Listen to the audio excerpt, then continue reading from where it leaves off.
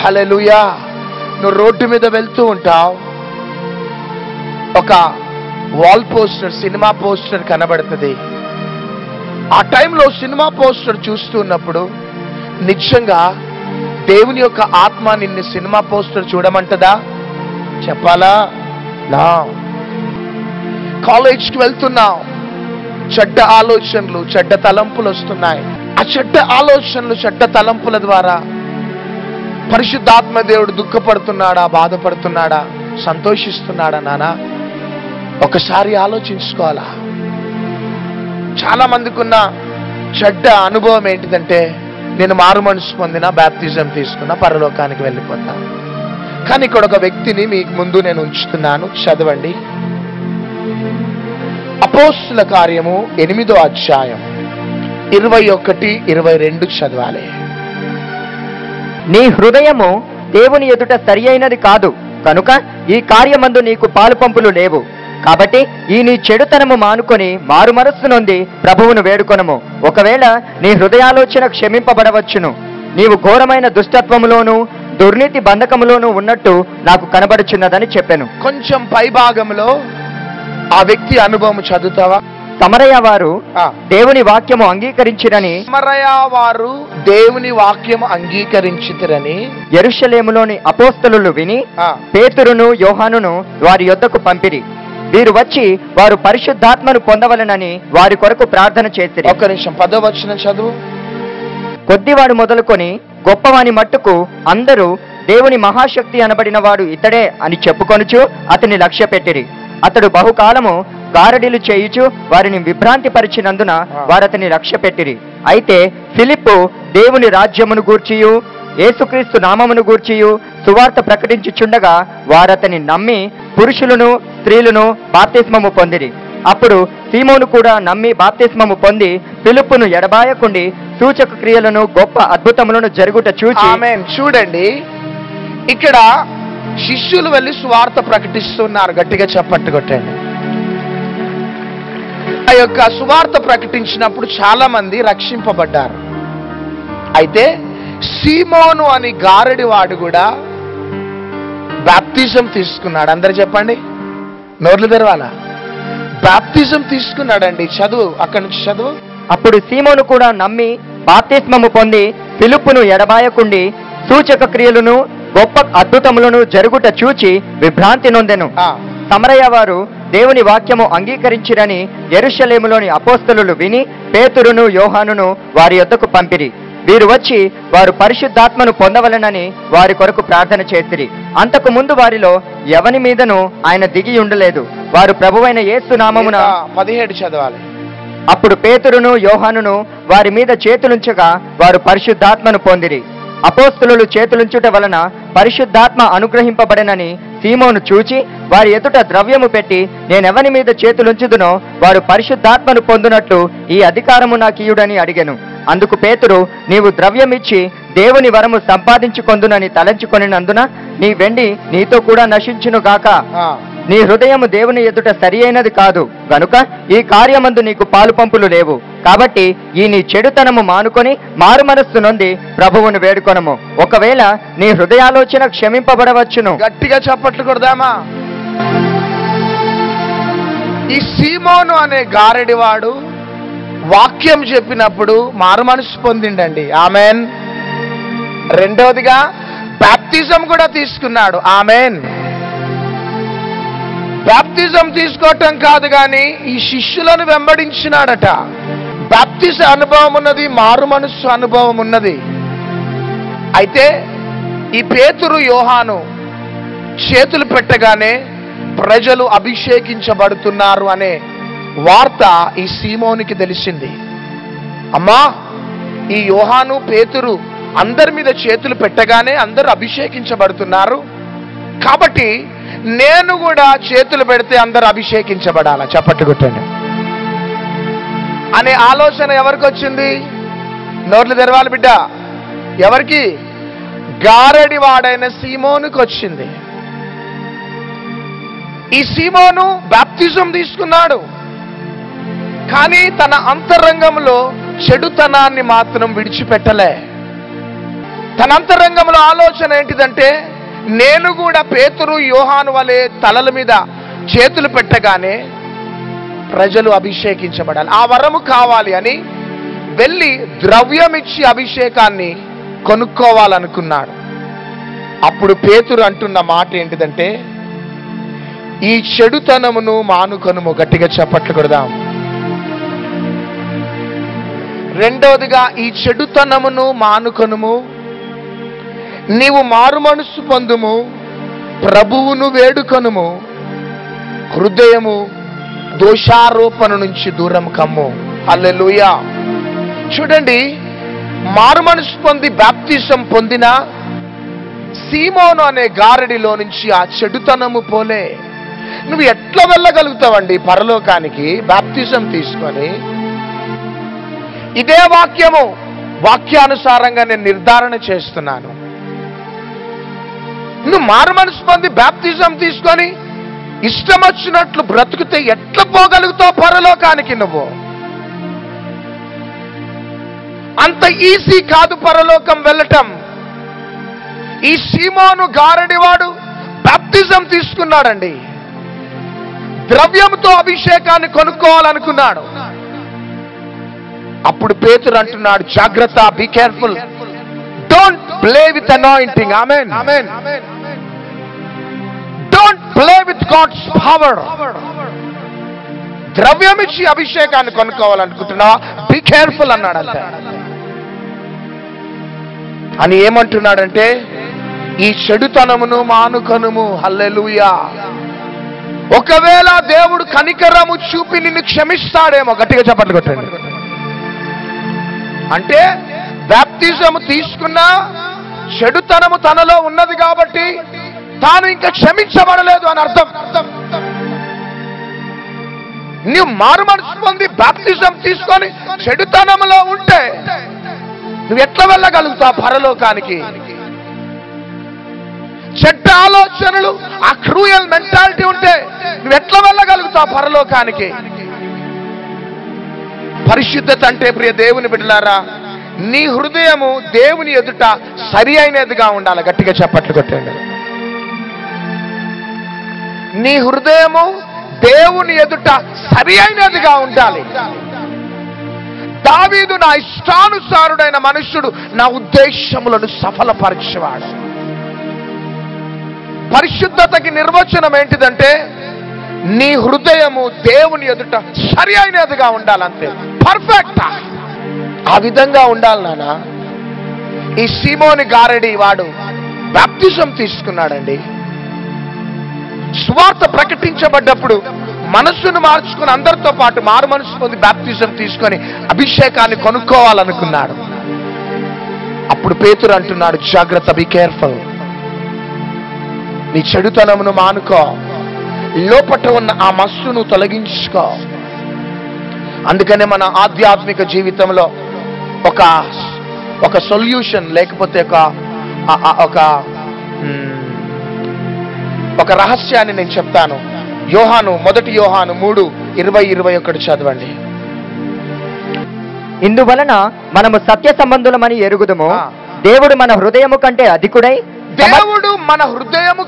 అధికుడై సమస్తమును ఎరిగి ఉన్నాడు గనుక మన హృదయము ఏ ఏ విషయములలో మన యందు దోషారోపణ చేయునో ఆయా విషయములలో ఆయన ఎదుట మన హృదయములను సమ్మతి పరచుకొందుము. ప్రియులారా, మన హృదయము మన యందు దోషారోపణ చేయని ఎడల దేవుని ఎదుట ధైర్యము గలవారగుదము. గట్టిగా చప్పట్లు కొడదాం. మన హృదయమట మన మీద దోషారోపణ చేస్తుందట. మన మనస్సాక్షి. హల్లెలూయా. ఎంతమందికి అర్థమవుతుంది? జాగ్రత్తగా వినండి బిడ్డ. ఇది చాలా ప్రాముఖ్యమైన ప్రత్యక్షత. ఇది నువ్వు ఒక పొరపాటు చేస్తా ఉంటే లోపట హృదయం నీ మీద దోషారోపణ చేస్తుంది.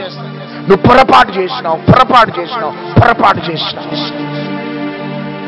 లోపట నీ మనస్సాక్షి నిన్ను గద్దించకపోతే నువ్వు ధైర్యంగా ఉండొచ్చు. ఆమేన్. నీవు ఒక అబద్ధము మాట్లాడగానే లోపట మనస్సాక్షి నిన్ను గద్దిస్తా ఉంటది. నువ్వు అబద్ధమాడినావు. ఎంతమందికి ఉన్నది మనస్సాక్షి? హల్లెలూయా. హల్లెలూయా.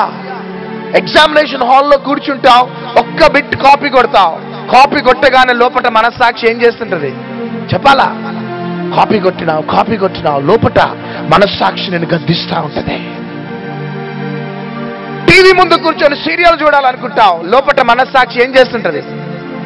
గద్దిస్తా ఉంటది. నో, ఈ స్థలాన్ని విడిచిపెట్టి వెళ్ళిపో. మనము కొన్నిసార్లు దేవునికి దుఃఖకరమైన పని చేస్తా ఉంటే లోపట మనస్సాక్షి మనల్ని ఏం చేస్తుంటది చెప్పండి? గద్దిస్తా ఉంటది. కొంతమంది వివాహానికి వెళ్తారు, మంచి వాక్యంలో ప్రార్థనలో ఎదిగిన వారు. వివాహానికి వెళ్ళగానే అక్కడంతా చాలా నెమ్మదిగా ఉంటది. కానీ కొన్నిసార్లు ఆ వివాహానికి వెళ్ళగానే వాళ్ళు ఇష్టం వచ్చినట్లు బిహేవ్ చేస్తా ఉంటే సడన్ గా నీకు తెలియకుండానే ఆ స్థలాన్ని నువ్వు విడిచిపెడతావు. చప్పట్లు కొట్టండి. అంత వాతావరణం మంచిగా ఉన్నప్పుడు ఓకే బాగున్నారా అని కలుస్తావు. కానీ సడన్ గా ఆ పెళ్లిలో వాతావరణం మారుతా ఉంటే అందరూ అల్లరి చేయటము, పిచ్చిగా చేస్తా ఉంటే సడన్ గా నీకు తెలియకుండానే ఆ స్థలాన్ని విడిచిపెట్టి వెళ్ళిపోతావు. కారణం ఏంటిదో తెలుసా? లోపట నీ మనస్సాక్షి నిన్ను గద్దిస్తా ఉంటది. హల్లెలూయా. లోపట నీ మనస్సాక్షి అంటది వెళ్ళిపో. మనస్సాక్షి దోషారోపణ చెయ్యని ఎడల మనం ధైర్యంగా నిలబడదాం. కానీ లోపట మనస్సాక్షి దోషారోపణ చేస్తా ఉంటే మన మనస్సాక్షికి మనం గౌరవిద్దాం. గట్టిగా చప్పట్లు కొట్టండి, గట్టిగా చప్పట్లు కొడదాం.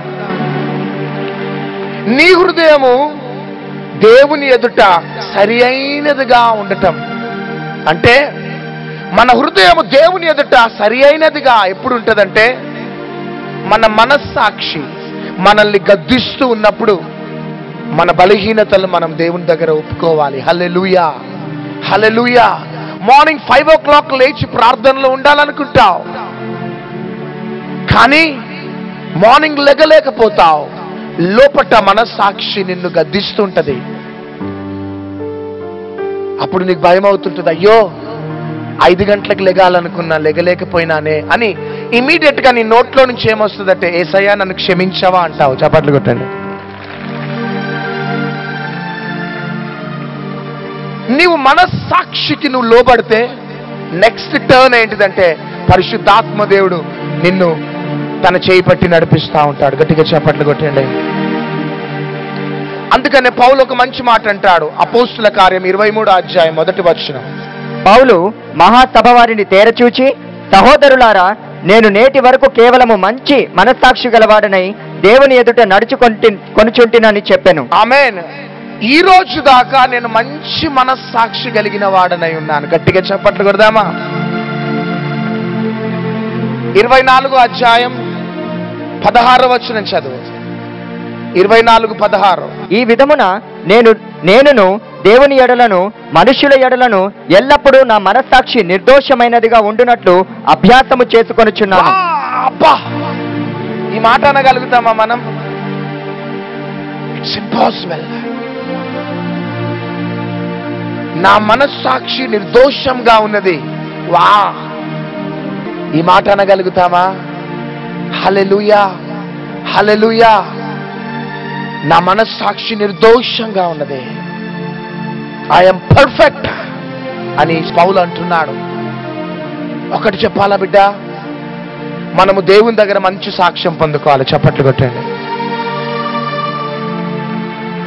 రెండోదిగా సాతాను దగ్గర కూడా మంచి సాక్ష్యం ఉండాలి మనకి. ఎక్కడ? మూడోదిగా కుటుంబంలో మంచి సాక్ష్యం ఉండాలా, సంఘంలో మంచి సాక్ష్యం ఉండాలా, నీ ఉద్యోగంలో సమాజంలో మంచి సాక్ష్యం ఉండాలి. చివరిగా నీ గురించి నువ్వు మంచి సాక్ష్యం చెప్పుకోవాలి. చప్పట్లు కొడదామా? అది మనస్సాక్షికి లోబడే వారి యొక్క అనుభవం. నీ హృదయము దేవుని ఎదుట సరి అయినదిగా ఉండాలా. రియల్లీ ప్రియ దేవుని బిడ్డారా, నేను ఒకటి ప్రార్థన చేస్తున్నా. యేసయ్యా, నాకు పెద్ద వరములు అవసరం లేదు యేసయ్య, బలమైన అభిషేకం మాకొద్దు యేసయ్య. ఒకటే ఒక అభిషేకం కావాలా, అది నీలాగా ఉండాలి యేసయ్య, నీలాగా ఉండాలి యేసయ్య. ఎంతమంది ప్రార్థన చేస్తారు బిడ్డ? ఈరోజు ఒకటే ప్రార్థన చేయండి. ప్రభువా నాకు స్వస్థత వరం ఇవ్వండి ప్రభా, నాకు భాషల వరం ఇవ్వండి ప్రభా, అది ఇవ్వండి ఇవ్వండి అనకండి. ఒక దాని గురించి ప్రార్థన చేయండి, యేసయ్య నేను నీలాగా ఉండాలా. ఎంతమంది? క్రిస్టియన్ లైఫ్ అంటే యేసయ్యలాగా ఉండటమే క్రిస్టియన్ లైఫ్. గట్టిగా చప్పట్లు కొట్టండి. కానీ ఈరోజు ఒకటి ప్రార్థన చేయండి బిడ్డ, మనం యేసయ్యలాగా ఉండటానికి సిద్ధపడదాం. పాకిస్తాన్లో గుల్షన్ ఎస్తేర్ అనే ఒక సహోదరి ఉన్నది. ఆమెకు 2 కాళ్ళు లేవు. తండ్రి చూస్తేనేమో మంచి కోటీశ్వరుడు, తల్లి చనిపోయింది,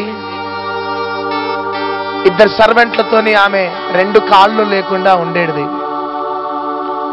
అప్పుడు ఆ గుల్షన్ కి ఒక వార్త అందింది, యేసుక్రీస్తు ప్రభు అందరినీ స్వస్థపరుస్తున్నాడట. ఆమేన్.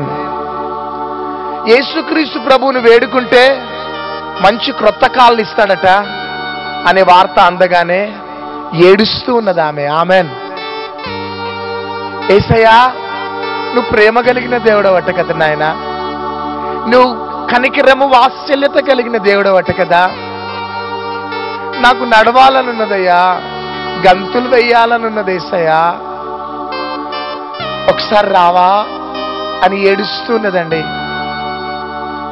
అప్పుడు ఒక రాత్రి తాను ఉన్న రూమ్లో గొప్ప మహిమతో నిండిపోయింది, వెలుతురుగా. గట్టిగా చప్పట్లు కొట్టండి. ఆ రూమ్ అంతా కూడా దగ మెరిసిపోతూ ఉన్నది. అప్పుడు ప్రత్యక్షమైనాడు. ఎవరు? గట్టిగా చప్పట్లు కొట్టండి.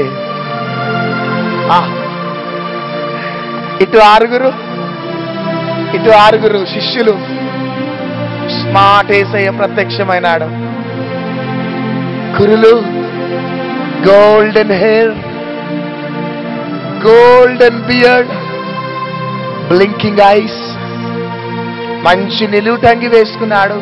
స్మార్ట్ గా వచ్చి నిలబడ్డాడండి. ఎవరు చెప్పాలా? ఆయన కండ్లల్లో ప్రేమ, కనికరము, వాత్సల్యత, అనాయింటింగ్ దిగుతున్నది. ఆయన వర్ణిస్తా ఉంటారు. ఆమె ఏడుస్తా ఉంటే ఆమె దగ్గరికి వెళ్ళినాడు. బాధపడకు బిడ్డ, ఇదిగో నా స్వస్థత తీసుకో అన్నాడంతే. ఇమ్మీడియట్ గా ఆమె లేచి గంతులు వేయటం ప్రారంభమైంది. కాళ్ళు చేతులు బాగా అయిపోయినాయి. పాకిస్తాన్ లో జరిగిన వాస్తవం ఇది. చివరికి కండ్లు తెరిచి చూడగానే అట్లా వెళ్ళిపోతూ ఉన్నాడు యేసయ్య 12 మంది శిష్యులతో. హల్లెలూయా. ఆయన ముఖంలో ప్రేమ, కనికరము, వాత్సల్యత. ఒకటి చెప్పాలా బిడ్డ, యేసుక్రీస్తు ప్రభువుకి ఈ భూమి మీద శరీరం లేదు. యేసుక్రీస్తు ప్రభువుకి శరీరం అనేది ఉన్నదంటే మనమే ఆ శరీరం. గట్టిగా చప్పట్లు కొట్టండి. వా, యేసయ్య శరీరం ఎవరము? పక్కన వారితో చెప్పండి, నువ్వే అని చెప్పండి. అయితే యేసయ్య కండ్లల్లో ఏమున్నది? కనికరం ఉన్నది. ఆమేన్.